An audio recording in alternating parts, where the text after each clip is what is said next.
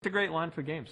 Yeah, And absolutely. I think people are going to love it, and then they're going to understand what we're trying to create and how it links games and entertainment, the functionality of the box, some of the advantages that you get of having a box that is designed Right. to use an online state.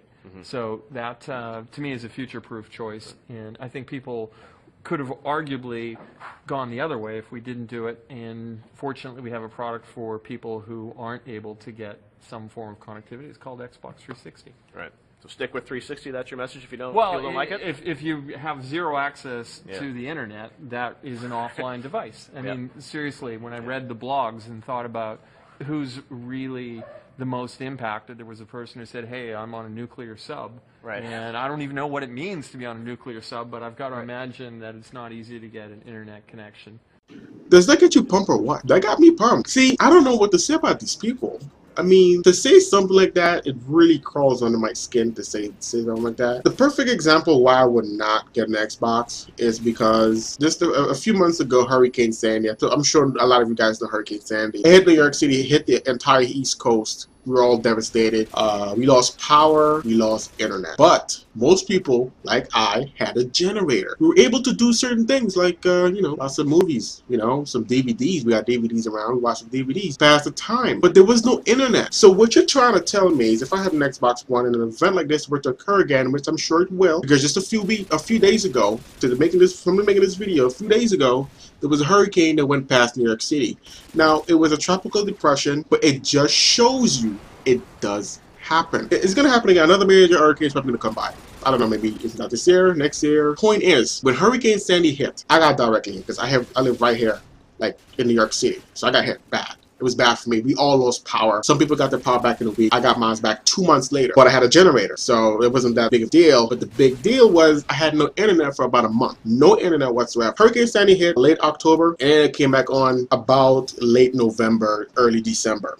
The internet came back. So you're trying to tell me if I had an Xbox One that needed a 24-hour check, I wouldn't be able to. I would have one day to play it, and then that'll be it.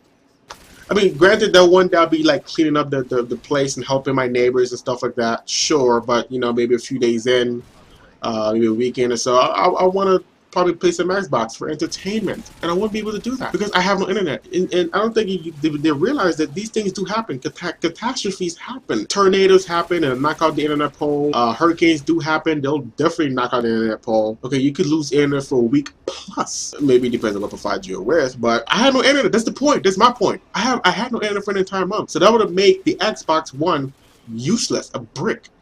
I won't be able to do anything with it. That's like, come on. I paid money for it, $500, and you have total control over it. It doesn't feel like it's my system. I feel like I'm borrowing it from you, and it's like you check in on me every time. I don't need you to check in on me. I don't need you to do that. I don't need you to lock it down because it's not, not after 24 hours you can't see what I'm doing or validate whatever the hell you're doing with the system. That's one of the reasons why I wouldn't even touch an Xbox One. I wouldn't.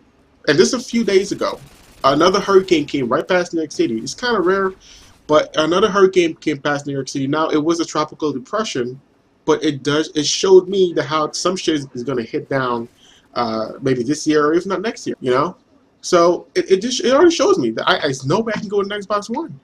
Hurricanes do happen. Tornadoes happen. Internet just cuts off. And that person with an Xbox One, when it does happen, is not going to be a happy camper in Call of Duty. No, he's not going to be a happy camper.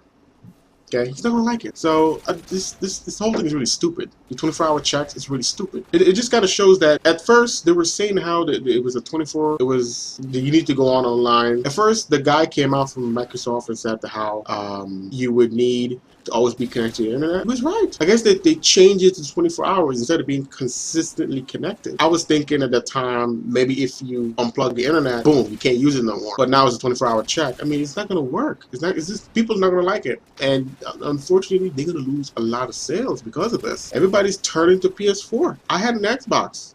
If I were to get a gaming console right now, it would have been an Xbox. I was kind of hoping the Xbox One would have been good. But doing something like that, It's not something I would pick up. Not at all. I'd go with the PS4. It's cheaper too. So I mean, hey, what can I do? What can I say? You know, it happens. The internet do go out. They act like it doesn't go out. It go out. Could they fix this? Yes, they could. If they get poor sales, they'll fix it. I think they could probably do a software update, change it from the servers. They could definitely change it. It's not Xbox is not something I'm gonna pick up. Oh, Microsoft, they're probably gonna pay a dear price. First it was Windows 8, now this. Microsoft was on a roll. I'll tell you that right now. Anyway, thank you for watching. As always, talk to you later.